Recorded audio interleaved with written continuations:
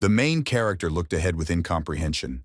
He didn't understand at all whether it was a hallucination or whether everything was happening in reality. It turned out that in front of the guy who was lying in his hospital room, a mysterious door appeared out of nowhere and simply hovered in the air. He immediately began to examine this door from all sides, assuming that it was some kind of magic. At that moment, the guy accidentally turned the door handle, causing a loud click to be heard. After this, the door opened and the frightened protagonist fell through it, not expecting anything like that at all. His fear quickly changed to surprise, because it turned out that behind this door, which was hanging in the air, there was a floor.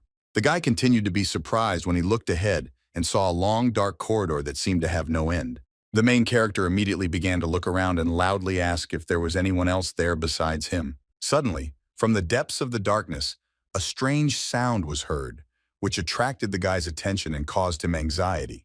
Gradually, the sounds became louder and louder until the main character saw in front of him a huge, scary monster whose eyes glowed in the darkness with a bright green color. The appearance of this mysterious monster and its unexpected appearance scared the guy very much, which is why he could not hold back his scream. In response, the creature also began to make loud noises and try to grab the man, so the guy had no choice but to run without looking back. Fortunately, the main character managed to quickly return to his room and closed the mysterious door behind him, while asking the monster for forgiveness for disturbing him and wishing him a good life. Then the still frightened guy began to worry about whether the creature would break out, but suddenly the door disappeared, as if it had never been there. Immediately after this, the main character heard an unfamiliar voice that congratulated him because the ability to tie the world together had awakened in him. The voice was happy that he had finally found the guy. Hearing this, the main character became very scared again and began to frantically look around, trying to understand who was talking to him now.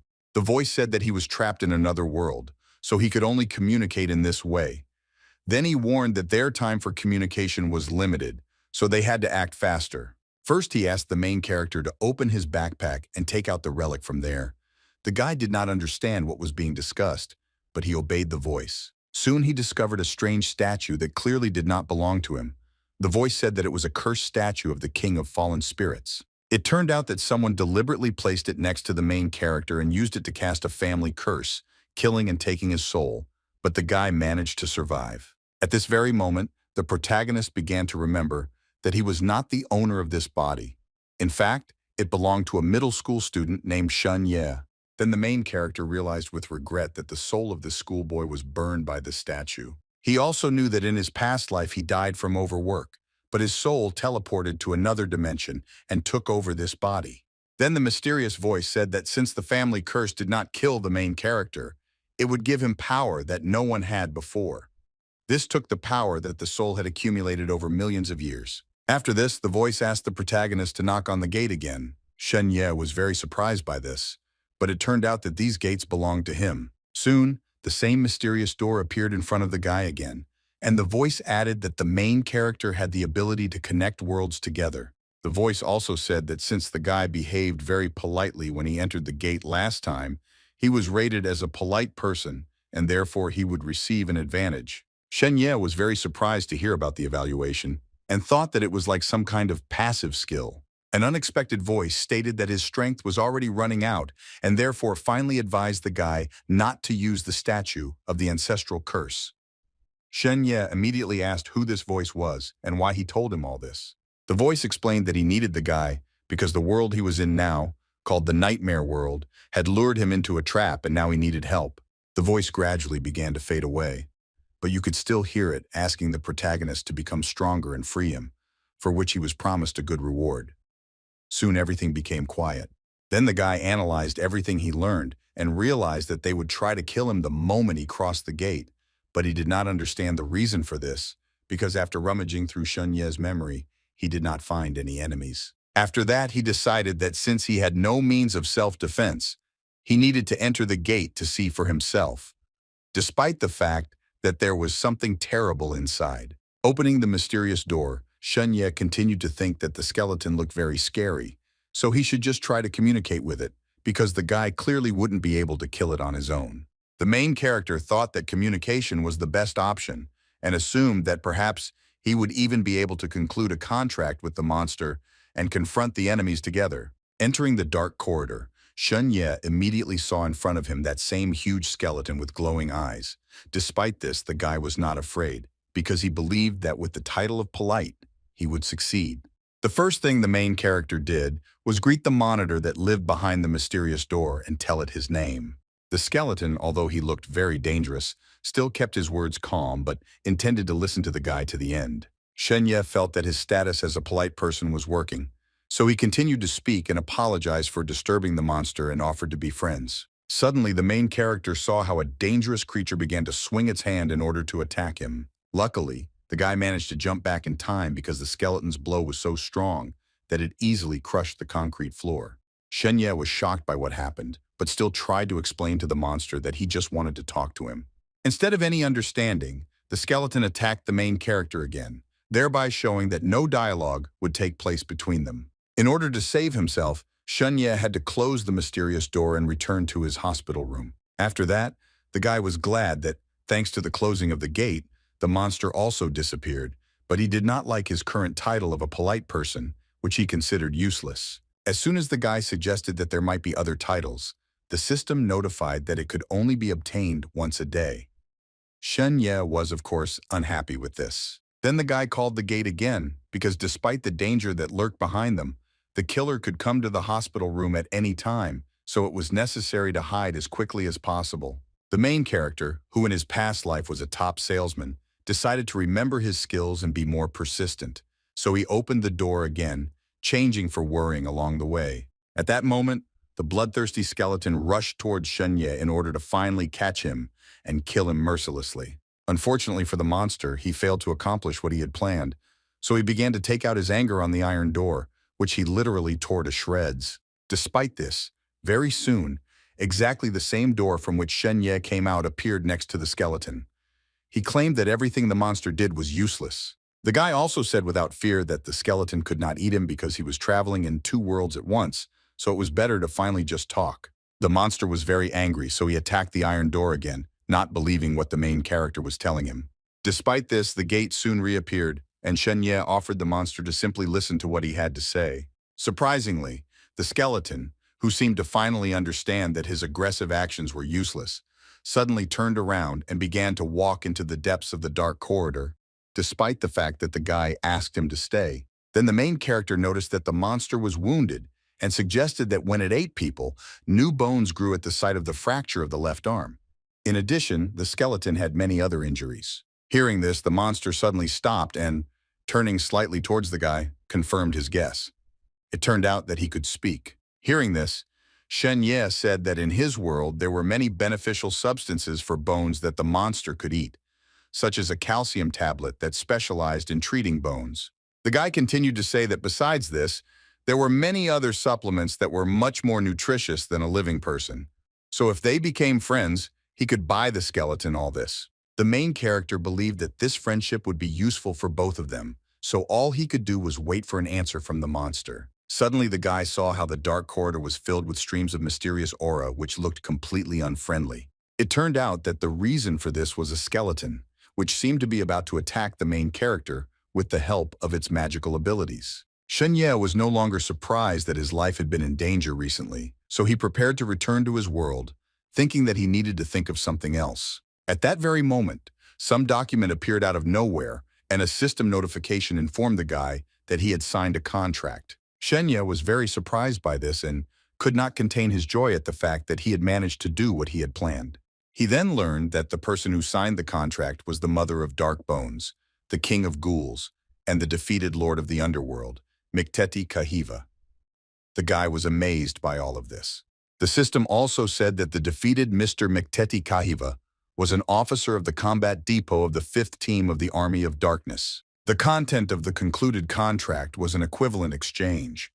The postscript stated that the skeleton hoped that the protagonist would help him restore his strength. It was also stated that Mikteti Kahiva never signed a contract with anyone except the gods, so the guy should appreciate it and sign the document faster. As soon as the guy put his signature, the system reported that he was the one who defeated the curse of the fallen evil spirits, was the guardian of the kingdom of dreams and reality, and was the only spatial gatekeeper of the two worlds. After the parties to the agreement learned everything about each other and discussed the terms of cooperation, The contract was signed and entered into force. Some time passed. The main character was already in his house and was receiving care from his new relatives, who did not suspect anything and were very worried about him. The kind woman asked the guy to rest and handed him an excellent tonic, and the man in glasses said that he bought calcium tablets. Shenye was embarrassed and thanked his new mom and dad. In his previous life, he was an orphan, so now he was very pleased that someone took care of him. Unexpectedly, this conversation was interrupted by someone loudly knocking on the front door several times. Upon opening the door, it became clear that these sudden guests were officers from the Dongcheng County Police Station, and they were the ones in charge of the case that Shenye had gotten into. The policeman said that every year there were many similar incidents that could not be predicted, and the authorities had no solution, but fortunately Shenye managed to recover. The main character found all this very unpleasant to listen to, because he knew very well that the man was wrong in his judgments. In fact, the high school student Shenye was killed by a family curse, and his body was occupied by a completely alien soul. Then the guy asked regretfully if someone had encountered something similar, then nothing could be done and one should simply follow the lead of fate. For a while the police were simply silent because they had no answer to this question. Suddenly one of the men who had an unusual hand turned to Shenye and assured him that he understood his feelings, but he had to say something. The policeman said that the hospital would soon be closed and no one would even be allowed to enter it, so there was no need to worry about new victims appearing. Shenye noticed that the man had 3 stars on his uniform, which meant he was a captain. He then thanked the policeman for calming him down. After that, the captain thoughtfully said that the main character was just a schoolboy, so the likelihood that he had enemies was very small. Soon the police officers were about to leave since they had managed to talk to the victim and had nothing more to do there. Meanwhile, the guy was thinking that the king of the fallen spirits was really very dangerous, because not only the police, but also the government could not do anything about it. The main character was also troubled by thoughts about who even came up with the idea to send such a powerful curse on Shenye, who was an ordinary student. Unexpectedly, these thoughts were interrupted. The guy saw that the police captain had returned and was heading towards him. Then the man extended his metal hand to the main character and asked him to add. He took his business card. Shenye was very surprised by this. Finally, the captain asked the victim to call him if something went wrong. After examining the business card, Shenye learned that this captain's name was Luo Feichuan. He was glad that there were still good workers in the police, but he doubted whether he was worth trusting. Still, the guy thought that the man clearly did not follow the instructions when he gave him this business card, but it was unclear what the small captain could do in such matters. Shenye also couldn't help but think that now everyone knew that he was still alive, which meant that the killer would definitely not give up. The protagonist began to suspect that perhaps even Shenye's family was involved in this matter. That's why the guy suddenly jumped up with the thought that he needed to become stronger. After that, he summoned the gate to begin his preparation. At that very moment, that same mysterious iron door appeared in the middle of the room. The main character was well aware of his status as a polite person, so before entering the dark corridor, he put a smile on his face like a salesman. As usual, the world beyond the gate was in absolute darkness, so Shenye had to loudly call out to Mikteti Kahiva and ask where he was. At that very moment, the sounds of old bones rattling could be heard in the darkness, echoing throughout the room. Soon a huge skeleton approached the main character, descending to him from the ceiling. Shenye calmly greeted the monster and told him that he had brought him the promised medicine. To Mikteti's surprise, instead of taking the pills as per the contract, Kahiva extended his finger to the guy. The main character took it as if his monster wanted to take all the medicine right now and was not at all against it. However, the guy was wrong. Suddenly, the dark room was illuminated by a mysterious aura, which began to concentrate in the hand of Mikteti Kakiva. The system informed Shenye that the other side was waiting for his gifts, and in exchange for this, the skeleton had a precious relic of an ancient warrior. It was the original dream crystal, which was created by the High Elves and could imbue the user with certain knowledge, skills, intelligence, and so on. Shenye was very surprised by this, but he happily accepted this precious relic because he really needed the knowledge and skills now. Without thinking twice, the main character destroyed this mysterious crystal in order to use it for its intended purpose. At that very moment, the system informed the guy that he had learned a skill called Deer Under the Moon. It was the main technique of the elves. The undead and elf clans fought all year round, and to fight the enemy, the elves created this technique that improved the body. The guy was simply amazed by this. Now the main character understood what a valuable reward Mikteti Kahiva had given him, and absorbing the mysterious aura, He already felt how he became stronger. Meanwhile, the medicines magically began to fly out of the package and go deeper into the dark corridor. This was the work of Mikteti Kahiwa, who wanted to receive the promised pills in exchange for his attitude in order to improve his condition. Soon, the medicine and the monster itself disappeared into the depths of the dark corridor. At this point, the communication between the monster and the main character was over for now. Shen Ye was not at all happy about this and did not understand why the monster did this, since a contract had already been signed between them. After this, the main character returned to his room and decided to first study the acquired equipment better. But suddenly he heard a strange knock. He immediately assumed that it was his parents returning. It then turned out that learning the deer under the moon technique required 3 points of agility, while the guy only had 2. Shen Ye didn't understand how he could raise his agility. At that moment, the main character suddenly heard a rough, unfamiliar voice behind him. Its owner was surprised that the guy was still alive. Turning back, Shen Ye saw a dark silhouette outside the window of his room looking straight at him. This couldn't help but cause concern.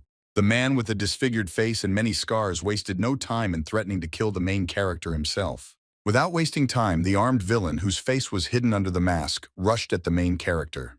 Fortunately, Shen Ye managed to jump back in time and avoid being hit by the dagger island. This surprised the man. He praised the protagonist for his dexterity, but had no intention of giving up his intentions because of this. Meanwhile, the guy immediately realized that it was a killer who wanted to finish what he started, but he did not expect that he would come to him so quickly. Nevertheless, the main character decided to activate his politeness, and having greeted the villain, asked why he had come to him. But this man only asked the guy not to chat, and let him kill him in peace.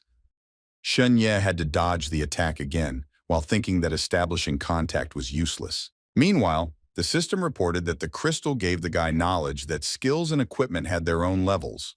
The polite person skill that the main character had was gray broken, that is low. The man soon realized that using a dagger to deal with Shen Ye was useless, so he pointed a gun at him, believing that he would not be able to dodge the bullet. The main character immediately realized that he was in a hopeless situation, but at that moment, the system reminded him that he could absorb skills and increase his level. Shen Ye was very surprised and became indignant that he was not informed about this earlier. Then, without wasting any time, he absorbed the skill of a polite person.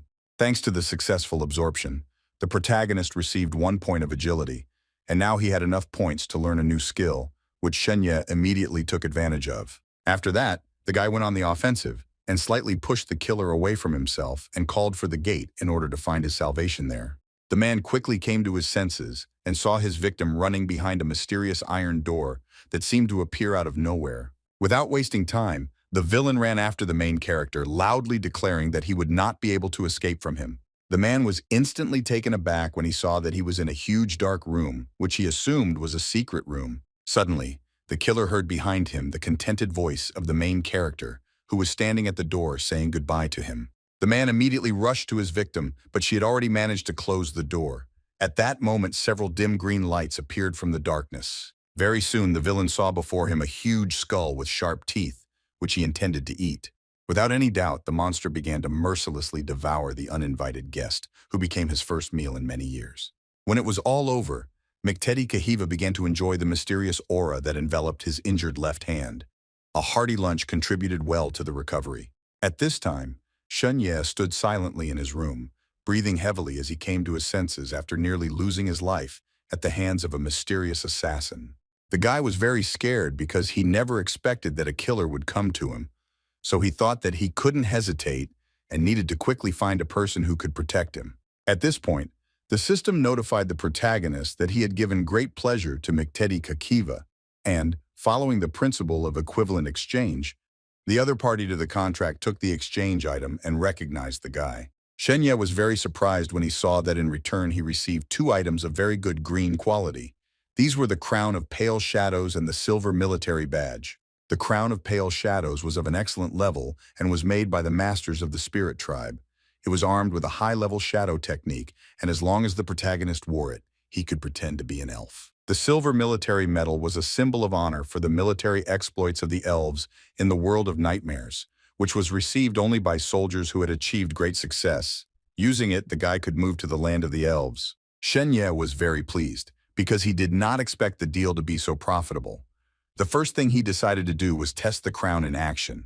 At that very moment, the main character was transformed and began to look like a typical fantasy elf with characteristic ears and long blonde hair. Shenye was delighted and pleasantly shocked by this transformation and thought that he should definitely try out his new abilities tomorrow. Suddenly, the main character was interrupted by a knock on the door. Then, an unfamiliar voice was heard asking if Shenye was home. Because of this, the guy tensed up, thinking that the killer had come to him again. Having received no answer, the voice asked if Shenye was okay and added that it was Chen Haoyu who had come. The protagonist knew that it was Shenye's best friend. On that fateful day, he went to the hospital to visit him, so after returning to his previous form, he allowed the guest to enter. At that moment, Chen Haoyu entered the room and with tears in his eyes rushed at his friend, starting to say that he was very worried about him. The guy asked the main character for forgiveness and insisted that if it weren't for him, his friend wouldn't have been in such trouble. Shenye asked the guy not to blame himself. Suddenly, as if out of nowhere, the main character's mother appeared, who was very surprised by Chen Haoyu's appearance and immediately assumed that he had come to visit her son. Shenye was glad that she had already returned and asked where Dad was. The woman replied that he had gone to his grandfather for medicine, after which she asked if the guy had eaten the restorative pills. Chen Haoyu was very surprised to hear this because the recovery pills were very rare and even the rich could not afford them. This made the main character's mother feel awkward. The guy then said that Shenye had very caring parents and asked him to get well soon and return to school because he had exams ahead. The protagonist immediately remembered that the previous owner of his body was still in school and had entrance exams waiting for him. Because of the family curse, Shenye had already missed the first exam. Chen Haoyu began to blame himself again. Then the woman said that her son had only missed the first test for strength, and if he passed the second test for dexterity, he would be able to enter a regular high school. From these words, Shenye understood that the entrance exams in this world were different from what he had experienced before, so the deer under the moon technique could still be useful to him. However, the main character did not forget that now a hunt had been declared for him, and danger could be waiting for him anywhere, which meant that going to school was very dangerous. From these thoughts, the guy began to involuntarily tremble with fear, which of course his mother noticed. Shenye was very worried about what would happen if he just gave up. The woman, seeing all this, simply remained silent, but she understood perfectly well that now the main character needed her support. That was why she suddenly hugged her son and held him close, which surprised Shenye greatly. The woman then insisted that if her son did not want to take the exams, then there was nothing wrong with that. She also said that she and her father only hoped that the boy would recover. These words of support impressed the main character so much that all his fear and worries immediately disappeared. Then he asked with great enthusiasm that his mother not worry, because he was not that weak. Shenye knew very well that if he decided to refuse to take the exams, his mother would not be against it, but he could not do so. Therefore, the main character insisted that tomorrow he would go to school and take part in the exam. Shenye's memories kept running through his head, which is why he knew that his grandfather and family were of noble origin and had a lot of opportunities. However, the relationship between relatives in the family was very bad. The parents had never asked their grandfather for help before and lived off their own labor, sometimes barely making ends meet. Therefore, the main character assumed that his new parents must have also had a very hard time getting the medicine. He believed that the parents had to turn to their grandfather to help them get the drugs, even without knowing that their son was already dead. That is why the main character could have let them down. Soon after, Shenye approached his mother and said that he was very hungry, which is why he was able to have dinner with his best friend. The next day came. The protagonist, as planned, went to his high school in order to achieve his goal. The guy was very surprised by the subjects they studied in this school, because they were very different from what he had before. For example, they studied spiritual enlightenment and strength exercises here. Shenye believed that the killer would not attack him if he was in a school where there were many people. He was also confident that if he could get into a good high school, the new teachers would be able to protect him. Suddenly, a classmate of the main character approached him and told him that Zhao Yibing was waiting for him in the corridor. The guy was very surprised by this. The guy knew that Zhao Yibing was Shenye's friend, so he went out into the corridor without a doubt to talk to her and find out why she was looking for him. The girl found out that her friend wanted to take exams, so he told her that she had already passed the first exam well and was confident in the rest, so she would definitely be able to enter the best school. Shenye, hearing this, was sincerely happy for his friend and congratulated her on her success, but the girl remained somehow cold and distant. Unexpectedly, Zhao Yibing quickly got to the point of this conversation and asked that the protagonist not come to her anymore. This caused confusion in the boy, and his classmates who witnessed this conversation began to make fun of him, saying that Shen Ye rejected the school flower. Zhao Yibing insisted that she and Shen Ye were at different levels, so it would be better if they each went their own way. This meant that their friendship was over. Then the girl deleted the guy's number from her contacts and was about to leave.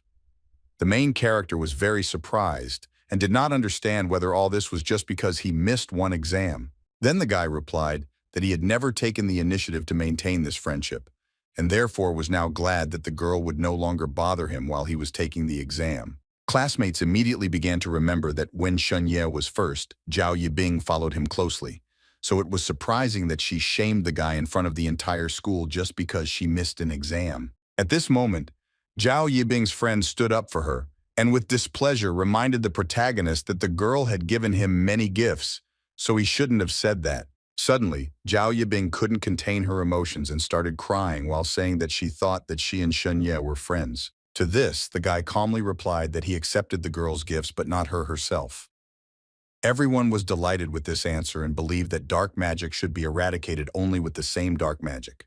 Then the main character, leaving, said that Zhao Yibing should not have tried to tie him to himself with just gifts. Finally, Shen Ye categorically stated that he could return all the gifts to the girl if she wished, but he did not intend to be friends with her. Zhao Yibing's grumpy friend was very unhappy with what Shen Ye said, and so she loudly called him a scoundrel. The other school children who witnessed this conversation also did not support the main character because they thought that he was acting too low, but the guy did not pay attention to this. Surprisingly, Zhao Yibing wanted to talk to Shen Ye and explain everything, because she didn't want everything to turn out like this. Suddenly, a huge angry guy appeared in front of the main character and ordered him to stop. This student, through tightly clenched teeth and furrowed brows, insisted that Zhao Yibing had not finished speaking yet, so Shen Ye should not rush to leave. The main character recognized this schoolboy. It was Sun Ming, whom he asked to get out of the way because he was returning to class. The boy then said that his strength had increased significantly since Shen Ye had been absent from school for several days, so he should apologize to the girl if he didn't want to get hurt. Shen Ye sighed heavily and replied that Sun Ming was mistaken because the girl had come first to disgrace him. Soon the protagonist realized that any explanations were useless. That's why the protagonist turned to Zhao Yibing again with his head down and asked her for forgiveness, admitting that she had won. With cuts in his eyes, the guy continued to say that the girl could continue to bother him, and in general, everything would be as she wanted. After this, the main character began to quickly run away, pretending to be a very vulnerable and offended guy. Everyone was truly shocked to see this. The students couldn't believe that Shen Ye was crying and assumed that he was feeling very bad now. Zhao Yibing also felt bad about everything that was happening. The girl couldn't stand all this and loudly turned to her friend and asked him to add that he didn't run away because that's not what she meant at all, and she didn't want to upset him. Sun Ming, who came here to support Zhao Yibing, couldn't just let the protagonist go, so he chased after him to teach him a lesson. Unexpectedly, the guy allowed himself to swing his fist sharply and try to attack Shen Ye, which he, of course, noticed perfectly well.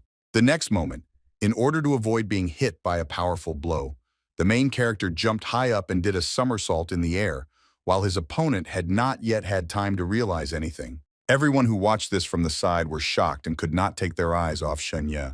At the same time, Sun Ming, who did not expect anything like this, did not immediately understand what had happened and, moreover, received a weak blow to the head from his opponent. After all this, the protagonist calmly landed on the ground behind Sun Ming, simultaneously emitting a mysterious aura around himself, which meant that he had used his skill. The students immediately started talking among themselves, not believing what had just happened and not understanding where Shen Ye got such speed from. Meanwhile, the guy calmly asked what else people needed from him, since he had already asked Zhao Yibing for forgiveness. Suddenly, as if from nowhere, a teacher appeared, who began asking with displeasure what the children were doing here, and insisted that they all needed to run to the playground to take the exam. Everyone immediately began to run away, fearing punishment from the teacher, while expressing regret that they were not able to see how it all ended. Finally, Sun Ming turned to his opponent and frowned, threatening that they were not finished yet. Shen Ye did not take this seriously. Very soon, the main character, along with the rest of the school children, went out to the training ground where he had to take the exam. While the guy was passing him, Chen Haoyu suddenly ran up to him and said that the testing was going very slowly. That's why the guy thought that it would be a long time before their turn came and suggested that his friend go with him to the comic book store, which was located behind the school. At this moment, Shen Ye remembered that he had completely forgotten to take the note, so he refused his friend's offer and pretended that he had a severe stomachache and needed to go to the toilet. Soon after this, the main character was already walking along a dimly lit corridor in which there was no one except him. However, the guy was still on guard and looked around. You see that no one was following him. Shen Ye stopped pretending and quickly ran into the toilet. At that moment, a mysterious man appeared in that same corridor who was very happy about the appearance of the main character. Surely it was another killer who, in order to carry out his task, quickly headed after his victim. As a weapon, the villain intended to use a pen that was strengthened and reinforced with sinister energy. The man quietly entered the dark room, trying not to frighten his victim prematurely. Then the scoundrel began to examine the room in order to find the guy, but very soon he was dumbfounded on the spot. It turned out that the main character was nowhere to be found. The killer did not understand how this was possible, because he clearly saw Shen Ye enter this room. At this time, the protagonist used the crown of pale shadows and turned into a real elf. It turned out that the guy had already passed through the gate and found himself in another world. Walking along the corridor, he loudly called out to Mikteti Kakiva, but no one answered. Suddenly, Shen Ye, unable to see the road in the darkness, stepped on something. It was the gun of that very killer, which was also loaded. Shen Ye took it for himself, thinking that it was another good thing for self-defense, even though he had never touched a weapon before. Then the guy decided that he no longer had time to look for Mikteti Kakiva because he needed to deal with another matter, so he used the silver military medal. At that very moment, energy began to rage around the main character, preparing him to move into the world of elves. Suddenly, the protagonist heard an unfamiliar, ominous voice speaking to him. This surprised Shen Ye greatly, but he began to listen carefully. The voice claimed that it could no longer help the guy, so it asked him to take something. At the same time, some object was created from dark energy in Shen Ye's hand. While the bright light was absorbing the main character, a mysterious voice said that it was a keepsake, and then fell silent. After this, the main character disappeared, leaving no trace behind, as if he had never been there. A moment later, the main character found himself in a quiet green forest, which was very different from the dark corridor, so it surprised the guy. Shen Ye felt dizzy from the movement, but he still began to look around. It was hard for him to believe that he had actually ended up in the world of elves. Then the guy remembered the gift that the mysterious voice had given him. It turned out to be a sharp dagger, which it was still unclear how and why to use. Suddenly, the main character heard an unfamiliar voice behind him, asking who was there. Turning back, he saw 3 elves and was already preparing for battle, but one of them recognized the guy and called him Felin. Hearing this name, Shen Ye immediately realized that in this world, he was called exactly that, and these elves were apparently his comrades.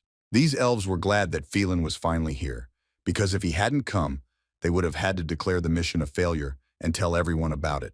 The main character apologized while thinking that all 3 of these elves had crowns of pale shadows on their heads, which meant that they were not real. Then one of the impostors said that they had already won the trust of the elven tribe, which considered them heroic soldiers, so that evening they could kill the head of the tribe and take possession of his treasures. To this, Phelan, adjusting his crown of pale shadows, replied that he had already fully come to himself and was therefore ready for battle. Seeing this, the other impostors immediately began to get nervous and asked their comrade not to touch the crown. Shen Ye was very surprised by this. Then one of the elves insisted that if the main character revealed his identity, then they would all come to an end. The guy had to apologize for this. He promised that he would not create problems and asked his comrades not to worry. Shen Ye also thought that earlier Mikteti Kahiva himself pretended to be Phelan, but now this responsibility fell on him. After this, the impostors headed to the elven settlement, asking Phelan to hurry up, since they had already lost a lot of time. The main character ran as fast as he could, but he could hardly keep up with his new comrades. He was surprised at how powerful these creatures were. Only in the evening they arrived in the village. One of the elves said that in order to enter, they had to get permission from the head, but there were no risks in this because all they had to do was show the order. The impostor continued to say that the biggest risks were in the murder. He explained that the 3 of them would cover Phelan, who was supposed to kill the head of the village. Hearing this, the main character began to get nervous, believing that there was some kind of mistake. He could not believe that it was he who had to kill the head of the village. He looked at his comrade with suspicion. The impostors asked what the problem was and whether Phelan really didn't want to do this job. Shen Ye quickly pulled himself together and declared that his blade was already missing blood, so his comrades could completely rely on him in this matter. The impostors praised Phelan while the main character himself continued to be nervous and think that if he refused, they would immediately kill him. Then the guy thought that he was a real suicide bomber, since he was going to kill the head of the village on his territory. Now he understood why Miktedi Kakiva sent him to do this job. The guards who were protecting the elven village, seeing the approach of strangers, immediately demanded that they show them their orders. Everything went without problems. The impostors did not arouse suspicion, so the guard asked them to follow him because he was going to take them to the head of the village. Soon, the trusting guard showed the guests around the village and while giving them a tour, told them about the local customs. The locals were very happy to see new faces who also had a silver military medal. The beautiful elven girls couldn't help but notice the main character, which embarrassed him a little. Soon the guard brought the newly arrived elves to a large door and asked them to go inside, because the head already knew about their presence. The impostors asked Phelan to go meet the chief while they waited for him here. The guy had to agree with this, while thinking that he definitely wouldn't be able to escape. Shen Ye didn't understand how he managed to get into the thick of the showdown between the elves and tenderness. The only thing that made the guy happy in this situation was the opportunity to gain superpowers after committing murder. Meanwhile, the main character had already entered the spacious, semi-dark room, the only source of light being the glow of the moon. I won't risk going further than Shen Ye because I've already seen the one he came to see. Near the large window stood the dark figure of a respected elf in this village, who was calmly reading some book. As soon as the head of the village felt the presence of the guest, he abruptly closed his book, causing a loud bang to echo throughout the room. After this, the man turned to the main character and greeted the soldier who returned from the front line. At this moment, Shen Ye received a system notification that his gate was equipped with the ability to conduct evaluation records, so he could look up information about other beings. The guy immediately saw that in front of him stood an elf, who was called the Spirit of 10,000 Forests, the heir to the throne of the ancient tree, the protector of the world of nightmares, a great magician and the fifth world leader. At the same time, the main character only had the status of a polite person, which did not add to his confidence at all against the background of all those records about the head of the elven village. Now Shen Ye realized how naive he had been, because even those three impostors who were much stronger did not dare to meet this creature face to face. The main character was sure that he would definitely not be able to kill the head of the village, who had so many statuses. The guy began to tremble with fear, simultaneously indignant at the fact that Miktedi Kakiva had arranged all this. Surprisingly, the head of the elven village immediately thanked the soldier for his contribution to the fight against evil spirits, and suggested that he have a good rest. The man said that they had arranged a celebratory banquet in honor of the returning heroes, so the main character should go and enjoy it. At that very moment, the girls teleported to the festive table where other impostors were already sitting.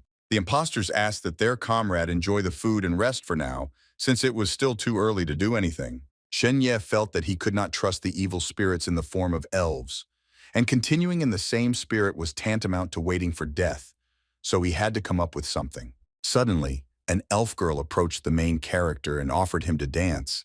The guy was very surprised by this sudden offer. The girl looked intently into the guy's eyes and insisted that it was a great honor for her to have the opportunity to dance with the hero. Tell him so. Still, Shen Ye agreed, but warned that he did not dance very well. The elf promised that she would help him. After this, the main character began to dance, carefully watching his every movement. He was a little embarrassed because he thought that he had failed at everything. However, the girl herself did not pay attention to this and seemed to be very happy with the opportunity provided. Shen Ye was very sorry that he would soon die, and also that if it weren't for the impostors who set him up, he would have danced with this girl all his life. In the end, the main character decided that he urgently needed to come up with something to get out of the situation unharmed. After the dance, the girl asked why the guy was so silent like his battle brothers. She suggested that the battle had affected them so much. Shen Ye denied it and said that it was because he was a terrible dancer. After that, he asked the girl's name. It turned out that her name was Lenny. Then the guy asked if he could give the girl one gift. Lenny was delighted with this question and confidently declared that she would gladly accept it. However, before this, the girl asked the main character to take her bracelet as a token of gratitude and added that if he disappointed her in the future, he should return the bracelet. Shen Ye agreed to this condition and then suddenly walked to the other end of the room. Then the guy climbed onto the table and loudly addressed everyone present, asking for their attention. He wanted to show them a trick. The next moment, the protagonist confidently declared that he was a human and could change his shape. Lenny was delighted and asked to demonstrate it quickly. The other elves were also interested in this statement because they had never seen people. At the same time, the impostors did not understand what Phelan was doing, but they believed that his skill of turning into a human would help them get closer to the elves. Meanwhile, the main character took hold of his crown of pale shadows and asked everyone to watch carefully what would happen next. The next moment, the guy threw off the precious jewelry and immediately turned into an ordinary person. The main character gave the crown itself as a gift to Lenny, calling her a beautiful girl along the way. Everyone present was delighted by this transformation. They were very surprised by Shen Ye's hair and ears. However, this was not the end. While all attention was focused on him, the guy began to think about the fact that he could become a man if he took off the crown. Suddenly he pointed to his comrades and stated that his brothers also possessed similar magic. The impostors did not expect this at all. Shen Ye continued confidently saying that if they took off their crowns, they would become evil spirits. As soon as the elves heard this, they immediately began to look at the impostors with anger because they simply could not ignore such a statement. Without thinking twice, they pointed their spears at the guests and ordered them to take off their crowns. The impostors were discouraged and did not know what to do. Meanwhile, Shen Ye had already summoned the gate and told everyone present that after his 3 comrades changed, he would return back. After that, the guy said goodbye to Lanny and walked through the door despite the elves trying to stop him. At that very moment, the doors began to disappear, which greatly surprised everyone present. They did not understand what kind of magic it was. Lanny was very upset by the disappearance of the protagonist and hoped that he would soon return while the rest of the elves intended to catch the impostors. A few moments later, the vine had firmly grown around the evil spirits that were posing as elves. Now they would have no way to escape.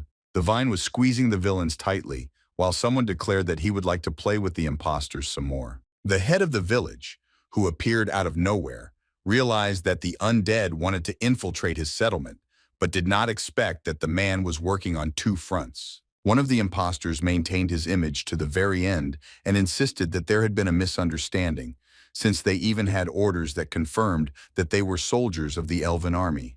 However, as soon as the crown of pale shadows was removed from the villain, it was finally confirmed that he was a real undead. He had nothing to say to this. The village chief realized that the crown contained transformation magic, which surprised him greatly. He was also afraid that with the help of this item, undead spies could infiltrate the village and find out their weaknesses. Then the man looked back, and turning to Shen Ye, who had not been here for a long time, thanked him for his help and said that he was in his debt. Lenny also looked at where the main character had recently stood and regretfully accepted the fact that he would not return. Meanwhile, Shen Ye was already in that very dark corridor and was surprised that the gate he summoned could adapt to the surrounding environment. Suddenly, the guy noticed a dark figure that was visible in the distance. He immediately remembered whose fault it was that he found himself in a very difficult situation. Then the main character turned to Mikteti Kahiva with displeasure and asked if the skeleton had really been feasting there while he was fighting. It seemed that the skeleton was very surprised by the guy's appearance. The monster was very surprised that Shen Ye was still alive. The protagonist immediately began to accuse the creature of deliberately giving him the crown of pale shadows. Mikteti Kahiva asked to tell how the guy managed to survive and promised to give a reward for this, but Shen Ye was still unhappy and continued to blame the skeletons for the fact that he almost died because of him. Suddenly, a system notification appeared in front of the guy that the other side of the contract had prepared a powerful undead spell for him, which was very valuable. Shen Ye was very unhappy that the skeleton tried to bribe him with gifts and threatened that he would greatly regret it. Then the monster said that he gave the boy the crown because he was a human, and if the main character went there, he would have a chance to survive because humans and elves were allies. As an apology, Mikteti Kahiwa decided to give Shen Ye the Nightmare Heritage Crystal, which contained the 3 most developed Nightlife talents. The guy could choose one of them and integrate it into his soul. The skeleton said that this crystal was considered a very valuable treasure that his enemies wanted to get, but the monster wanted to give it to the man, because then no one would guess that the crystal was now in his possession. Shen Ye thought that this gift was useful, so he decided to forgive the monster for the first time, but insisted that there would be no next time. As soon as the main character used this crystal, a huge skeleton of a king sitting on a throne appeared in front of him. Immediately after this, three bright spheres headed towards the guy, and an ominous voice asked him to make his choice. The skeleton insisted that Shen Ye only needed to choose one of the talents and take it for himself. The first talent was called Dark Whisper, which allowed using corpses as a basis to summon a dead person from hell and ask him about everything he knew, because death gave the deepest knowledge. The second talent is Holy Skeleton Body. According to the description, any force that could kill the user would cause their body to turn into a holy corpse body, temporarily free from death, but only once a day for 5 seconds. The third talent, Resurrection of the Dead, allowed you to create fireballs and place them in the body of an undead who died in battle. Thanks to this, the fire of the soul would merge with the corpse and resurrect it. Shen thought that he wouldn't need the resurrection of the dead, and with the body of a holy skeleton, he would only be able to dodge any attacks for 5 seconds, which was certainly not enough. The main character was sure that only by mastering the information he would be able to kill the enemy. So the talent Dark Whisper seemed the most desirable for him. Then the guy took the necessary crystal, after which a mysterious energy instantly enveloped him and penetrated into his very soul. Soon, everything ended. The main character was glad that now he could talk to the dead. Miktedi Kahiva asked if the guy had already made his choice. The skeleton was surprised that Shen made such a choice, because in his memory, most people chose the third item to increase their combat component. After this, Miktedi Kahiva asked the main character to tell about what actually happened in the world of elves, because it was very important for him. After listening to everything from beginning to end, the skeleton stated that the head of the village that Shen mentioned was the strongest high priest of the elves. Now the guy understood why he had so many titles. The monster also stated that the 3 undead knights that the elves had caught would no longer pose a threat to him. Miktedi Kahiva thought that this was his only chance, so without explaining anything, he quickly ran into the depths of the dark corridor, leaving the guy alone. Shen realized that now he had to take care of him himself because every family and clan had their own dark places. At this point, an assessment of skills took place, thanks to which the main character received the skill of independence. With its help, it was possible to gain the trust of the enemy. Also, this skill could only be used once a day, and the target's overall stats could not exceed Shen stats more than twice. In addition, the bracelet that the elf Lanny gave the guy allowed him to increase his intelligence, so the main character thought that it was a very good thing. Overall, Shen thought that he had done a good job today, since he had received a new technique, bracelet, and skill, and now he could return to the exam. Meanwhile, in the schoolyard, a physical skills test was taking place. The teacher announced that Chen Haoyu was next, so he should prepare himself. As soon as the necessary command was given, the guy ran forward with all his might, trying to avoid getting hit by the jets of purple water that were shooting out of the training ground. Shen was rooting for his best friend and wishing him luck. Chen Haoyu thanked the protagonist for his support and assured him that he could handle everything since it was a trivial task. At that moment, a stream of water unexpectedly hit the guy right in the head, which made all his classmates laugh. They thought that the guy deserved it because he bragged a lot. As a result, the teacher gave this test a score of 71 and asked Chen Haoyu to be glad that it was not a real exam. After that, he called Shen over. The main character stood at the starting line and, fully concentrated, prepared to hear the necessary command from the man. As soon as it sounded, the guy rushed forward at lightning speed, passing all obstacles. Classmates were very surprised by this speed and the fact that the paint simply could not keep up with the main character. They also couldn't help but notice that the guy had an overly relaxed posture, as if he was skating, and in general, he became more active after being discharged from the hospital. At this time, Shen was thinking that all this was not so difficult, because he just needed to show a few elven techniques and then everything would work out. At this time, from afar, a mysterious man in dark glasses watched intently as the main character went through the obstacle course. He considered the main character a very interesting character. The second man said that this guy was first in class, and even though he missed the first exam, it was not the end. The man in dark glasses promised his interlocutor that if Shen got the highest score on the spiritual ability test, he would give him a chance. The second man heard this and asked the head of Qian if this was too high a requirement, but the man with glasses remembered that the protagonist's spiritual power was quite mediocre. He then stated that it was necessary to first wait for the results and then look at the scores, because the average score was not enough. It was necessary to get the highest score on all indicators. Meanwhile, the teacher gave the protagonist's agility test the highest score and was very sorry that his student missed the first exam. Shen Ye insisted that he had not yet given up on the exams. After that, a break was announced. Chen Haoyu immediately suggested that his friend go out to eat, but the main character wanted to go to the library first, so he asked the guy to wait for him. Soon after, the boy was already sitting in class over his textbooks and thinking that he should forget about all the ordinary subjects that he studied in his world. The historical figures, events, and even literary works of this world were completely different from the protagonist's world, so he felt as if different memories were fighting in his head. At this moment, someone's foot appeared out of nowhere and moved towards Shen Ye at an incredible speed.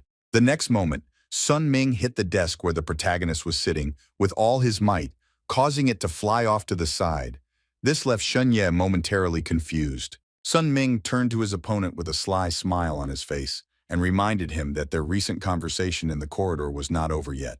Shen Ye immediately calmly asked if it was Zhao Yibing who asked the guy to come here. Sun Ming demanded that the protagonist not even pronounce the girl's name, after which he loudly and confidently snapped his fingers. After that, several more hostile guys entered the classroom, and Sun Ming continued to say that while Shen Ye was not in school, his strength had grown to the second level. The main character didn't give a damn about it, so he activated his new skill, Independence, without thinking. At that very moment, this skill was used on all the villains who were in the classroom, which noticeably calmed them down.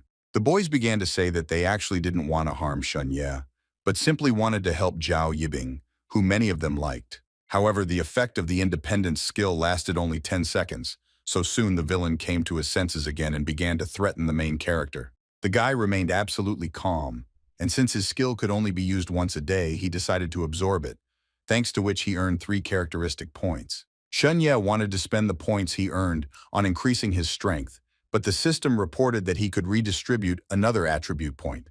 As a result, the guy's strength increased by 4 points. Suddenly, one of the villains attacked the main character and grabbed him so that he would not escape, and Sun Ming could fight him. Meanwhile, Sun Ming, with a satisfied smile on his face, was already swinging his fist with all his might in order to attack Shen Ye, while asking how many ribs the guy was willing to sacrifice. The next moment, the villain attacked the protagonist, hitting him right in the chest. From the outside, it seemed that Shen Ye could not avoid serious injuries. Surprisingly, the protagonist looked not so much scared as very surprised, while Sun Ming was suddenly overcome with anxiety and confusion. Suddenly, the guy started screaming loudly and shaking in pain, because as a result of the unsuccessful attack, all the fingers on his right hand were broken. After this, the main character easily escaped from the villain's grasp. His strength, which was now several times greater than that of an average schoolboy, helped him do this. Then Shen Ye decided to teach the guy a lesson, who suddenly grabbed him and therefore punched him right in the face, causing him to fall to the floor. The other villains were amazed that the guy was able to remain unharmed after Sun Ming's blow and then break free from the grip.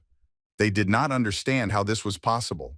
The whole point was that strength as a basic characteristic combined many aspects such as the strength of limbs and bones, the strength of internal organs, and the 6 senses. Shen Ye was very unhappy that the scoundrels thought they could defeat him just because he missed one exam. Then he grabbed Sun Ming and said that he wouldn't be able to say hello if he switched to someone else. The guy immediately began to apologize and admit that he was wrong. To this, the main character calmly replied that the villains would not be able to receive forgiveness so easily because they humiliated others, beat them, and deprived them of a bright future. After that, Shen Ye attacked Sun Ming with all his might, causing him to immediately fly off to the side while screaming in pain. School children who were outside clearly heard screams and cries for help coming from one of the school classrooms. Of course, this attracted the attention of the teacher, who quickly identified the right class, ran inside and asked with displeasure what the children were doing there. Everyone immediately saw Shen Ye, who was sitting calmly surrounded by the defeated scoundrels, and everything around was stained with blood. The main character saw the teacher with tears in his eyes and was glad that he had finally come, after which he told him that the scoundrels had bullied him. The man was shocked by this statement because he clearly saw that his student had beaten up several guys, and now he was saying that he was the one being bullied. Zhao Yibing was also here and saw the consequences of her actions. The girl immediately admitted that she had miscalculated. She couldn't believe that all those guys couldn't deal with Shen Ye, who was all alone. The girl did not understand whether the main characters were really that strong, but she did not despair. and believed that this was not the end, because she could still ask for help. Suddenly, Zhao Yibing's friend approached her and asked if she had any regrets. The girl did not immediately understand what her friend meant. However, she admitted that if she had continued to be nice to Shen Ye, then perhaps they would still be friends and everything would be different. Zhao Yibing quickly dismissed these thoughts because the main character had caused a real showdown and injured the students, after which he definitely should not have been allowed to take the exams. In fact, this was all the girl needed, so it could be considered that her goal had been achieved, and now a bright future awaited her, unlike Shen Ye. Then Zhao Yibing, answering her friend's question, said that she hated herself for not understanding what a scoundrel the main character was before. Suddenly, the girl noticed the wounded Sun Ming, who was staring at her as he was taken to the hospital. Zhao Yibing was not at all happy about this and mentally asked the guy not to stare at her like that. She really hoped that Sun Ming wouldn't tell her everything and drag her into this whole situation. Then Zhao Yibing saw the guy's lips move and immediately realized that he wanted to tell her something. Now she could only mentally ask him to remain silent. The girl was very afraid of the consequences for which she could be punished, so she even began to wish that Sun Ming would die right now, just so that he would not tell anyone anything. Still, Sun Ming managed to pronounce Zhao Yibing's name with his last strength, causing the corridor where the school children were crowded to immediately fall into absolute silence. Everyone immediately turned their gaze to the girl, not understanding how she was involved in this situation. Zhao Yibing didn't know at all what she should do. All this scared the girl very much, so she could not contain her emotions and began to cry. In the end, she made it look like she was very upset about what Shen Ye did to Sun Ming, and so she continued to cry and decided to call the police. Shen Ye immediately realized that the girl used this trick to make the other students turn against him. At this time, the teacher was only worried that, with the intervention of the police, they would have a lot of problems. After this, Teacher John asked all the students to return to their classes and the protagonist to follow him. The guy had to obediently submit to this. The principal walked around the school with Headmaster Qian and insisted that they had great students. The man replied that he had no doubt about it, but they had to meet the minimum requirements. Suddenly, a worried teacher approached the principal and told him that Sun Ming and Shen Ye had fought, which is why the police had arrived. The man was unhappy that his subordinate spoke about this in the presence of the head of Qian, but the teacher still showed the video that captured this fight. The director and head of Qian began to stare at the smartphone screen, surprised by what they saw there. At this time, the police officers who came to the school to sort out the situation also studied the provided video in detail. It turned out that the main character had prepared in advance and installed a camera. Now he was pretending to be innocent and explained it in such a way that he was afraid that the villains would kill him. This made the police's job easier. However, one of the police officers said that despite the presence of the video, the guy would still have to go with them to the police station. Then Teacher John intervened in the conversation and said that his student had simply encountered some oddities because he had already missed one exam, so he asked the police not to deprive the guy of a second attempt. The policeman assured that they would return the main character as soon as he checked everything. Shen Ye himself was only thinking about the fact that he was now constantly changing his characteristic points and hoped that his body would be able to adapt to this. Suddenly, the school principal entered the classroom and said that the boy was lucky that he was able to record everything on video. Otherwise, he would have already been expelled. Head Qian also intervened in the conversation and praised the protagonist for his excellent physical condition, adding that those scoundrels were definitely not his opponents. Teacher Jean was very surprised because he knew who this man was. The man then tells that he watched the video of the fight and immediately realized that Shen Ye was holding back so as not to kill his opponents. He valued this highly, so he gave the guy his business card. The protagonist, after reading the text on the business card, learned that this man, whose name was Qian Zhushan, was the director of a martial arts company. It was an organization that owned the heritage of various martial arts knowledge and had the property rights and copyrights to the secrets of martial arts. In simple terms, the main character could rise from rags to riches if he got into this company. It was a real road to heaven. Shen Ye then looked at the man standing in front of him and was very surprised by what he saw. It seemed to the guy that Qian Zhushan had no weaknesses at all, and no matter how he changed his characteristics, he would definitely not be able to defeat this man in battle.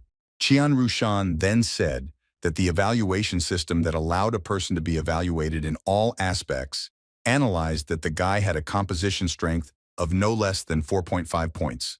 The man was interested in how many points Shen Ye had, Before answering, the main character thought that this man was very strong, so perhaps if he worked under his leadership, the killers would leave him alone. After that, the guy confidently stated that he had 5 points of strength. The director and teacher John were very surprised to hear this. Qian Rushan said that this was a very good result. Then Shen Ye asked if 5 points of strength was really that much. The man said that at the high school level, a strength score of 4.5 was a passing grade for their company, but a score of 5 points was a completely different matter. Qian Rushan continued to say that with a score of 5 points, the guy would be able to control some combat-type armor and also use standard-level ancient weapons. But first he had to pass a test. Shen Ye agreed with this, so the man promised that a person would come soon who would organize everything, and in the meantime, the main character needed to sort out things and prepare for the test. Finally, the company director asked what the guy's level of spiritual strength was. He was just curious, because his strength and agility indicators already met the company's standards. Shen Ye thought about it after hearing this question and felt that he couldn't be the best at everything. So saying that he only had 3 points of spiritual power was the best option. Qian Rushan felt as if he was struck by lightning when he heard that the protagonist had such a number of spiritual power points. The man was instantly dumbfounded with surprise and even dropped the cigarettes from his mouth. Everyone present in the room, including the police, were also shocked by this information because they did not expect that Shen Ye was such a genius. Qian Rushan was skeptical of what he heard, so he asked the protagonist to demonstrate his strength, since with spiritual power of this level, he could even move objects with the power of thought. Without wasting any time, the guy added characteristic points to his spiritual power and was able to easily move a chair in front of everyone using telekinesis. Seeing this, the police captain ordered his subordinates to leave here. The men were very surprised and did not catch. Could they really just leave everything as it was? The captain recalled that Shen Ye's strength level was 5. He had a good physique, his agility was 4, and his spiritual power, as it turned out, was 3 points. This meant that the main character had a great future ahead of him, and the police had no business here. Shen Ye was very pleased to hear this. Qian Rushan was very pleased that the level of the protagonist's spiritual power was confirmed. He rejoiced without holding back his emotions and admitted that he did not expect this at all. The man even sang a couple of verses of famous songs for which he received praise from the director and teacher. After this, the company director asked the strangers to leave so that he could talk to Shen Ye alone. Of course, everyone agreed with this, so soon only Qian Rushan and Shen Ye remained in the office. Suddenly, the man turned to the main character and calmly asked what his ideal was. Shen Ye, without thinking twice, replied that Qian Rushan was his ideal. The man was pleased with this answer, but he was interested in what the guy wanted most. At that moment, Shen Ye thought for a moment and answered with a serious voice that what he didn't want most was to be a weakling and wanted to be able to protect himself and his family.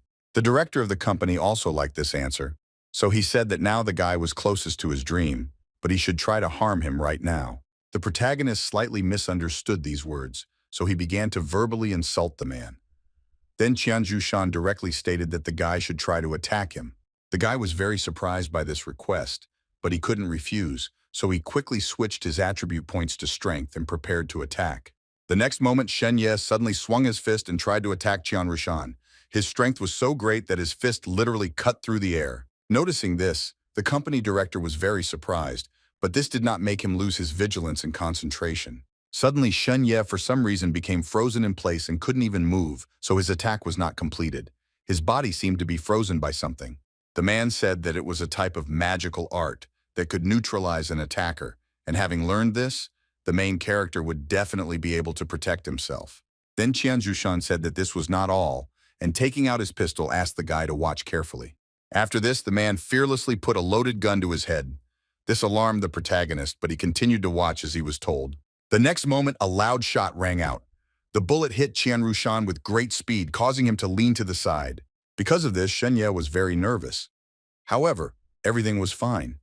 The man said that this was a different kind of magical art from the company's secret archives. According to the director, this magical art was capable of resisting various hidden weapon attacks and even resisting a sniper rifle. The guy was very impressed by all this, so he said that martial arts were not some at Qian Rushan liked this phrase, so he officially invited Shen Ye to join the Hidden Dragon plan. It was a supernova restoration project by the company, so the man wanted to recommend the main character to the top 3 high schools in the world, but he had to pass the entrance exam. Qian Zhushan continued to say that ordinary people could not access this exam because it had long been monopolized by the world clans. The guy did not understand what clans were being talked about. The man said that clans were those who inherited knowledge, sacred tools, and blood ties from the gods of ancient times. The knowledge of martial arts of large clans was much more extensive than that of a company. Hearing this, Shen Ye suddenly guessed that his grandfather in the past also belonged to these clans. Meanwhile, Qian Rushan continued to say that the Hidden Dragon plan was essentially looking for geniuses like the protagonist to help them enter the most prestigious educational institutions. In addition, the man promised that if the guy managed to get into one of the 3 best schools, the entire company would support him with resources and adjust his future career based on his characteristics. After this, the main character finally realized that in this world, strength was above all else, so he simply could not miss his chance and ignore such an offer. Shenye was sure that his family had also once been members of the clan, but for some reason his father had been exiled. In addition, the main character's mother begged for 4 types of medicine for recovery, but these drugs did not have much significance for the clan. Qian Rushan then said that if everything was okay, then Shenye should sign the documents and put in his fingerprint. Now the boy understood why in class, all the teachers emphasized the strength of the students, because humanity had to rely only on the strong so that civilization could continue to exist. Qian Zhushan asked the protagonist to think it over again, because other organizations wouldn't sit idly by either. Shen Ye replied that he would definitely join the man because he was the first to find him. The director of the company was glad to hear this, but since the main character was not yet an adult, he needed to contact his parents to sign the documents. He thought that he needed to hurry because other organizations could intercept Shen Ye, so he left right now but promised to return to the genius guy. Immediately after that, Qian Rushan ran away so quickly that it seemed like he had simply evaporated. The protagonist was amazed by this and believed that it was a real manifestation of Qian Zhushan's strength. Meanwhile, the satisfied school principal approached the boy and asked if everything was okay. Shen Ye said that he had already signed the documents, and Qian Zhushan went to his parents to discuss everything. The principal and teacher were very happy to hear this. Suddenly, the guy received a call from an unfamiliar number. He didn't even know who was bothering him, but he answered the call anyway. It turned out that the person calling him was Police Captain Luo Feichuan, who had learned some important information, and so he asked Shen Ye to come to the police station. Shen Ye couldn't ignore Luo Feichuan's request because he himself was interested in what the man found out. So very soon, the guy arrived at the police station. Capital invited the protagonist into his office and asked him to sit down at the table and look at something. The guy obeyed without objection, but now he was puzzled by the fact that for some reason, as soon as he entered the police station, he experienced an inexplicable feeling. Then the Capital showed a photo of a suspicious man who was standing on the roof of the hospital and said that at the time of the shooting, the main character was just in the hospital, so he was interested in whether the guy knew this man.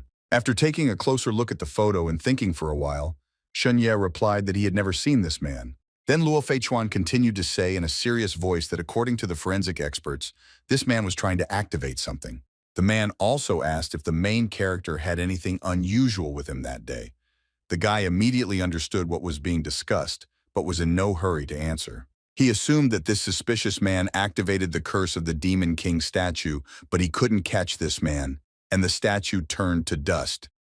There were no more leads. That is why the guy decided not to reveal information about the statue, so as not to arouse suspicion towards himself as the only survivor, and not to bring trouble upon himself. Still, the main character replied that he knew nothing. The man was surprised by this answer and even considered it strange, as if he already knew what the guy was not telling the whole story. He then asked if Shen Ye had any nausea, loss of consciousness, memory lapses, or other unusual symptoms. Because of this question, the guy assumed that the police captain might have known something, but the main character chose to continue to deny everything. Shen Ye also thought that ever since he entered the office, he had been overcome with a strange feeling as if someone was watching him. Suddenly, the boy said that he remembered something. He said that his backpack was open, although that day he definitely zipped it up when he left school. Hearing this, Luo Feichuan thought for a moment, then asked in the same frighteningly calm voice whether Shen Ye had checked his backpack. The guy started to get nervous, but still answered that he didn't do it, while thinking about what happened to this policeman and what he was going to do next. Then the guy switched all the characteristics to agility because he thought that in any case, He should have been ready to escape, but he assumed that the captain's skills would most likely suppress him. This caused some doubts in the main character, but he still did not give up on his ideas and continued to think everything over carefully. In the end, Shenye felt that he had to act without any hesitation, and as soon as difficulties arose, he decided to run away immediately. Suddenly, the tense silence that reigned in the office was interrupted by a telephone call, which alarmed the main character. The guy was scared, but he thought that he needed to hold on and just find a suitable chance when he could open the door, so he asked the man to answer the call. Luo Feichuan still answered the call, picking up the phone while addressing the guy and asking him not to move. The captain was taken aback by the surprise when he heard the voice of a stranger who threatened that the man would soon die. At that moment, a mysterious, ominous aura appeared in the office, which concentrated on the policeman Shen Ye, who did not understand what was happening. He immediately assumed that this was the work of another assassin. However, this attack was aimed solely at Captain Luo Feichuan. The guy then assumes that this was the same technique that Qian Jushan was talking about. Meanwhile, the policeman did not understand what was happening and assumed that his opponent was outside the police station. That is why the man suddenly jumped up from his seat and fearlessly jumped out of the window, smashing the glass into pieces along the way. At that very moment, an alarm was activated, informing everyone in the police station that they were under attack. The security system voice also reported that an attacker had entered the police station, so personnel who were not involved in the battle should find a safe place to hide. Meanwhile, the main character stood motionless in place and looked out the window. The guy did not understand where the ocean was from and why everything around was blood red. Shen Ye saw the strange man and realized that it was he who called the police station. The scoundrel claimed that Luo Feichuan had killed too many members of his church and therefore had to be punished. The police captain reacted calmly to this statement and replied that if the man had something to say, he should have hurried, because he was a little busy right now. To this, the scoundrel with a crazy look said that he had nothing to talk about with corpses, after which he used his force. Shen Ye was shocked by what was happening and therefore did not even try to interfere. He only waited to see what would happen next. Suddenly, the main character saw order in front of him, the familiar urban landscape, and realized that he had returned. But the police captain and the scoundrel were nowhere to be seen. Then the guy again felt that strange feeling of hopelessness that reigned in the office and therefore even assumed that there was a ghost somewhere here. In order to test this, Shen Ye activated the necromancer's talent, Whisper of Darkness.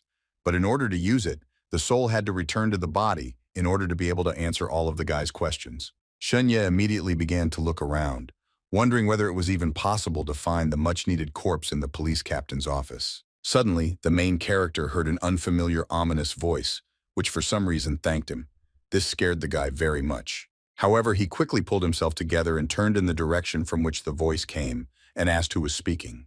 The voice that came from the closet continued to say that he did not expect at all that he would be able to return to his body and talk to the guy.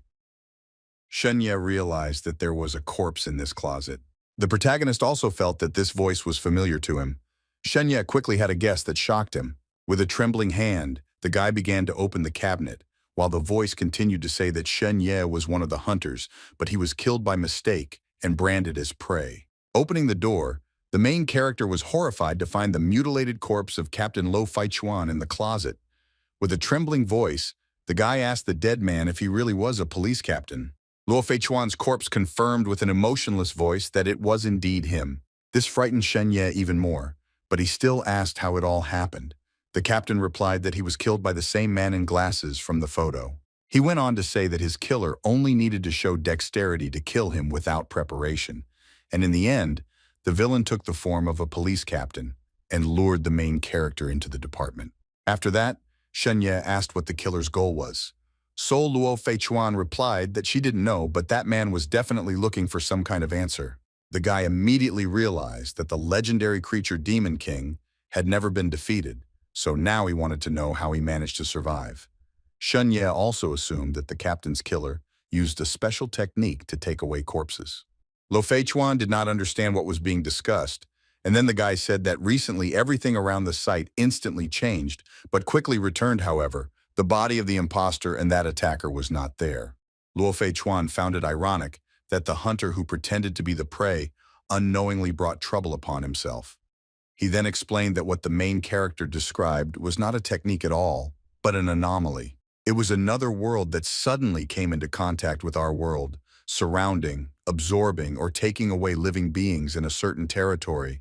And what was above this and even more dangerous was called a disaster. Shen Ye was very impressed and interested by what he heard, and immediately asked the captain to explain what a disaster was. The man said that it was a powerful being from another world that used various techniques to suddenly appear in the main world, which was accompanied by the emergence of a real hell. Next, Luo Feichuan asked the guy if he knew about the city of Jiangnan. The main character replied that according to one legend, an earthquake occurred there that razed the entire city to the ground. Hearing this, the man said that the earthquake was just an explanation for ordinary people, but in fact it was one of the disasters when more than 3 million people died in one moment. After that, the police captain said that the anomaly was only temporary and the killer could come back for Shen Ye at any moment, so they had to hurry. The protagonist was worried that he was still in danger, but Luo Feichuan told him that the guy should immediately go to the weapons room on the 3rd floor and write the password on the silver wall. This password was so long that the main character had to take a pen and paper from the desk drawer to write it down, because simply remembering it was impossible. The man continued to say that outside the armory there was a special pen with which one had to write the password on the wall, and if Shen Ye hurried, he would be able to escape. After this, the police captain fell silent, because his soul had already told the main character everything and left his body. Now it was no surprise to the guy that other police officers didn't want to take on his case, because even as an officer they could die because of it. While picking up Captain Luo Feichuan's hat, the protagonist wondered whether he should reveal the identity of the killer, but he soon decided that there was no point in doing so. Shen Ye suspected that perhaps the police had accomplices of the killer, and with such power they could easily take his life. So all the guy could do now was follow the captain's instructions and go to the 3rd floor to get protection.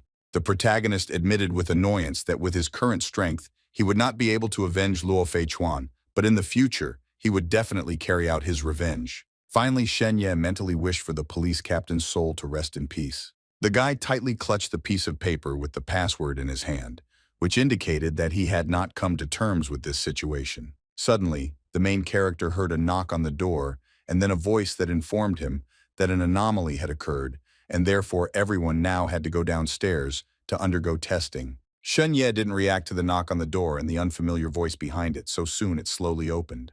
Several police officers entered the office and again asked the main character to leave, since after what happened, everyone had to undergo a check. Captain Wang then asked his subordinates to go down while he dealt with Luo Feichuan and Shen Ye.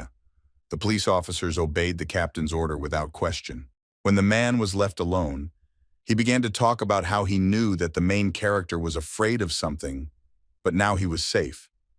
In addition, the police promised that he would take care of the guy. After that, the police captain slowly walked along the cabinets, in one of which the body of Captain Luo Feichuan was located. Suddenly, Captain Wang stopped near one of them, as if he sensed something was wrong. The man realized without even looking that Luo Feichuan's corpse was moving, so he loudly asked if this was Shen Ye's work. Having received no answer, Captain Wang began to run around the entire office at great speed, looking into every corner as if he was looking for something. In the end, he searched the entire room, but there was no one there except him, so he assumed that the main character had already run away somewhere. Captain Wang was upset about this because he had killed so many people but screwed up in front of a 15-year-old kid. It was just terrible for him. The man contacted his subordinates via radio and said that he suspected that Shen Ye was involved in this incident, so he should immediately send out notices and detain the guy. After this, the man left the office, and the Central Intelligence System reported that it had completed its work, and therefore everyone should gather in the hall to undergo testing. As soon as the danger had passed, a gate appeared in the semi-dark room, which was owned by the main character. Carefully peeking out from behind the door, Shen Ye saw that the killer had already left and thought that he was right when he thought that the scoundrel had accomplices. Then the guy thought that he could be in the world of nightmares forever and be safe there, but then he would lose the chance to punish the killers. That is why the main characters climbed out through the broken window, intending to reach the 3rd floor and tell everything to the people Captain Luo Feichuan trusted.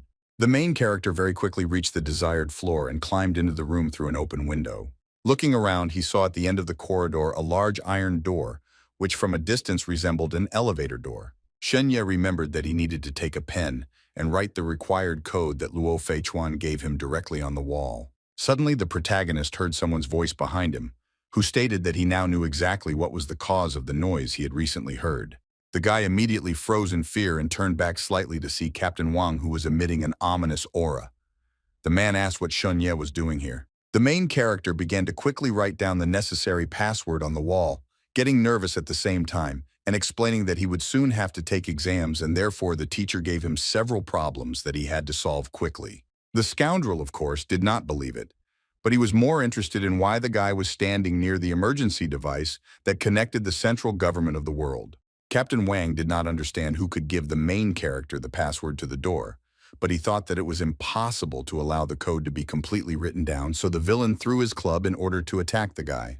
Without being distracted from rewriting the password, Shun Ye reacted in time and summoned a gate that appeared in the path of the flying clubs, and thus was able to protect him from the attack. Seeing this, Captain Wang personally rushed to attack, asking along the way what kind of door it was and assuming that it was his opponent's ability. Meanwhile, the main character felt the pressure that was being exerted on the gate and was glad that it was reacting to changes in the environment.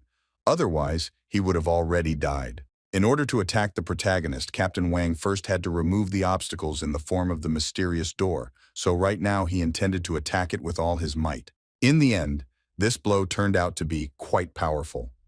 The man was able to seriously damage the iron door, and it seemed that his next attack would leave the main character without protection. Surprisingly, the guy, despite his opponent, removed his gates himself, continuing to rewrite the password.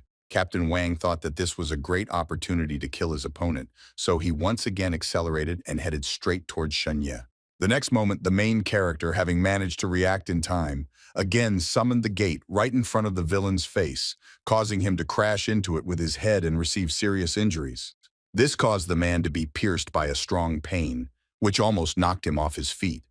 He could not believe that these gates could also kill, and therefore was very indignant. Meanwhile, Shun Ye finally managed to finish writing down the password he needed, and it seemed that now behind these doors he would be able to find someone who would help him. After successfully verifying the password, the most powerful artificial intelligence of the Kunlun world government began to check the police station and discovered the body of Captain Luo Feichuan as well as the fake identity of Captain Wang.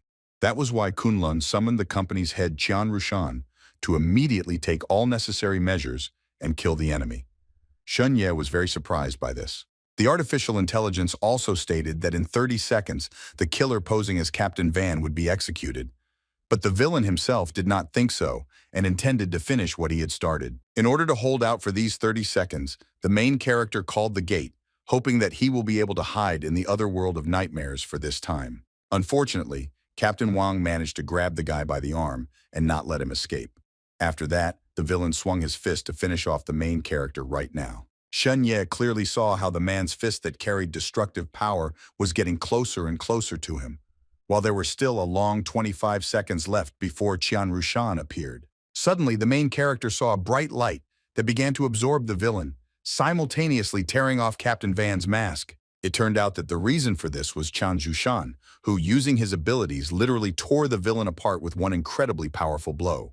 Shun Ye was shocked by what happened, and for a while he simply couldn't react.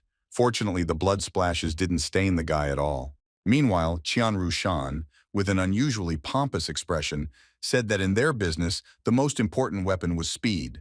Then the man asked if it was really cool that he had appeared. The main character confirmed this with admiration and thanked the head of the company for his help.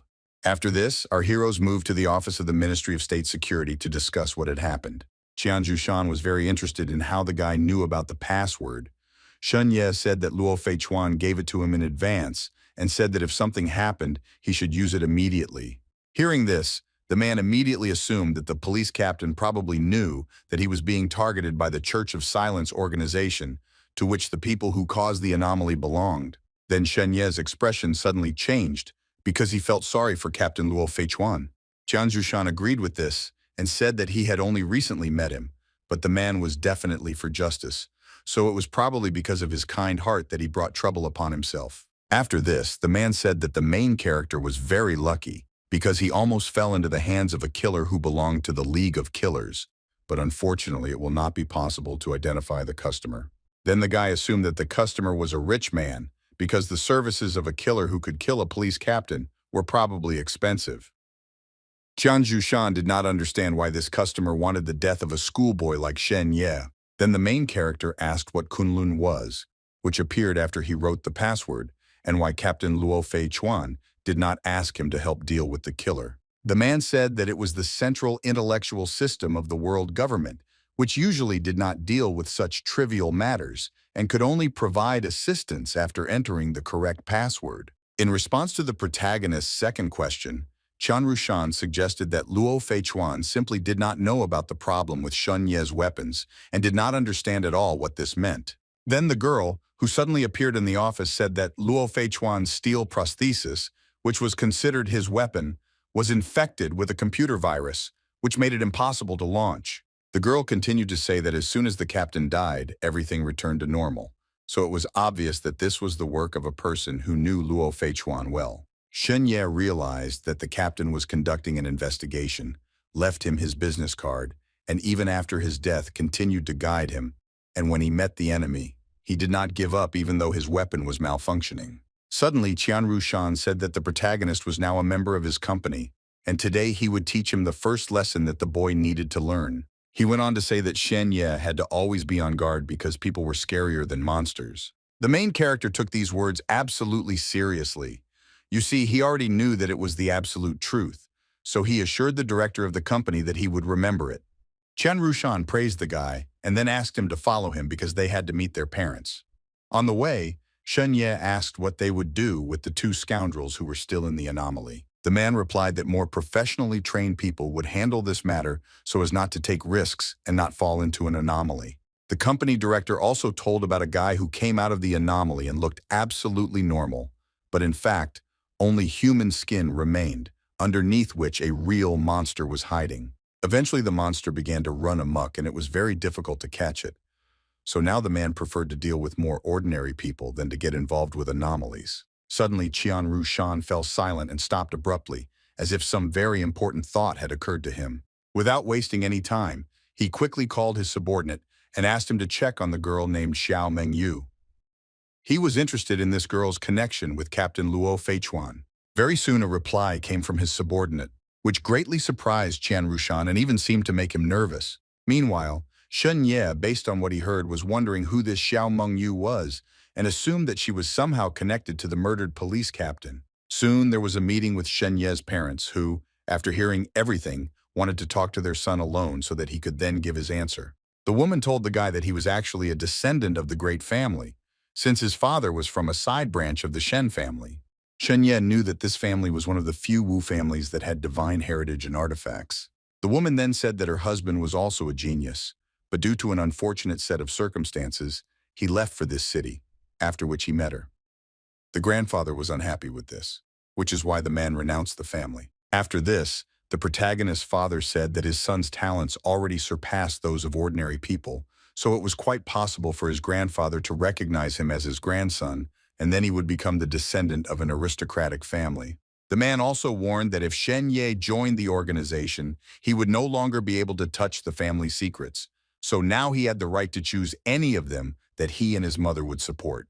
It was quite a difficult choice for the guy because he didn't want to upset his parents, but he still declared his desire to join the organization. The main character's mother was surprised and asked if her son had thought it all through, because if his grandfather acknowledged him, he would no longer have any worries in life.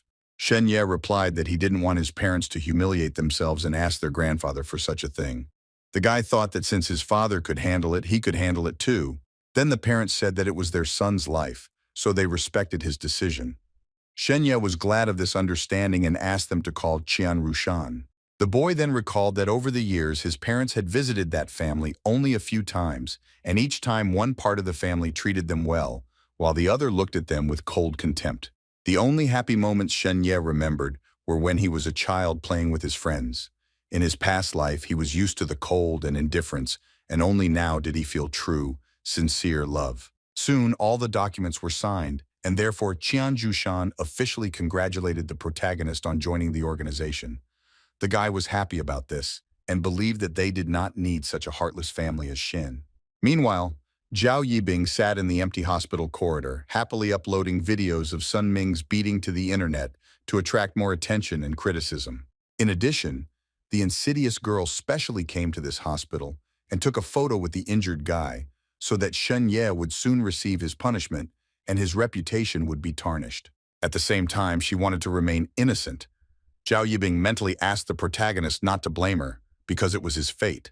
The girl believed that from now on, Shen Ye would not be able to enter high school, and in the future, he would be a scumbag while she would become an abyss that he would not be able to jump over. Suddenly, these dreams were interrupted by a sound notification. A message came to Zhao Yibing's phone. It stated that the content that the girl had published was considered slanderous, and therefore the website had already removed the information and asked her to stop spreading rumors, otherwise the matter would end up in court. Zhao Yibing was shocked and couldn't believe that there was evidence that the protagonist acted in self-defense. She also didn't understand how the school reacted to this. It turned out that there was already a message from the director on the school's website, congratulating Shen Ye on signing a contract with the organization ahead of schedule. The girl, seeing this, was absolutely depressed and did not understand how the main character managed to sign a contract with the organization and why she was not in his place. On the same day, Shen Ye arrived at the main office of the martial arts company, which was both a huge multi-story building. While going up the elevator, Qian Zhushan told the guide that the situation related to the police station had been resolved. Many people had died in the battle and the survivors had been rewarded. The man himself had received 5 merits for the murder. The main character didn't know what it was, so the company director said that the merits could be used as currency to exchange for special items, such as combat equipment, materials, or weapons. At this moment, the protagonist received a message that he had made an important contribution in the battle, and therefore the government had adopted a method of encouragement so that in the coming days, Shen Ye could receive his reward. While our heroes were climbing up to the 105th floor, Qian Zhushan said that middle school students were just laying the foundation, and only in high school did they learn real professional techniques, so the guy shouldn't rush. The man then said that since the main character was now a member of the company, he could move freely around the building, treating it like his home, and of course receive a monthly salary. Afterwards, Shen Ye was greeted by a girl named Zhu Manling, who congratulated him on joining the martial arts company. The girl on the big TV screen thanked the guy for his work and hoped that he would increase his strength because this world was very dangerous, but it was worth fighting for. The protagonist immediately remembered that Xu Muling was an actress that Shen Ye really liked and was therefore delighted that she recorded a congratulatory video for him. Also looking around, the guy saw that everything in this room, from flowers to bed linen and clothes, almost everything here was loved by Shen Ye. The main character was surprised that all this was for the sake of some new recruit and for the sake of increasing his strength. From the height of the 105th floor, Shen Ye looked at the city and thought about who wouldn't want to stay on top of the clouds and whether that guy in the clouds was really a real hero. After that, the guy decided that today at 12 o'clock he would again plunge into the world of nightmares in order to get a grade. He had to become stronger because the entrance exams would be held in a few days. Soon the clock hands showed exactly 12 o'clock at night, which meant that the time had come. Shen Ye, as planned, summoned the gate to go to the nightmare world. Without crossing the threshold, the guy suddenly saw many bone fragments of different sizes, which surprised him very much. He immediately asked what happened. Then the main character remembered that he couldn't just enter the nightmare world, otherwise it would affect the evaluation conditions. Suddenly from the darkness, the familiar voice of Miktedi Kahiva was heard, who seeing Shen Ye began to ask him to quickly save him because he was dying. The guy was very surprised and didn't understand how the skeleton had gotten to this point. The monster asked the main character to give him medicine, but there was none left. Hearing these disappointing words, Miktedi Kahiva thought that it was all over for him. He could not believe that he would die here and considered it complete absurdity. Shen Ye thought that this monster was still a good partner and it was necessary to try to save him. So the guy asked the skeleton to hold out until he returned. 2 hours had passed since that moment. Miktedi Kahiva continued to wait, but he believed that the end was about to come for him. Suddenly, in the middle of the dark corridor, that same iron door appeared, which made the monster happier than ever. Tired and worried, Shen Ye reported that he had already returned, but the door was too small and he could not enter. Miktedi Kahiva did not understand what the guy was doing for so long. The main character said that in order to save the skeleton, he bought a huge vat filled with grape sugar and a solution of calcium gluconate, and if the monster can climb in and lie in it, he will definitely regain his strength. Miktedi Kahiva, did not have time to give his answer because the world of nightmares suddenly shook as if from a strong earthquake. The main character immediately asked what was happening.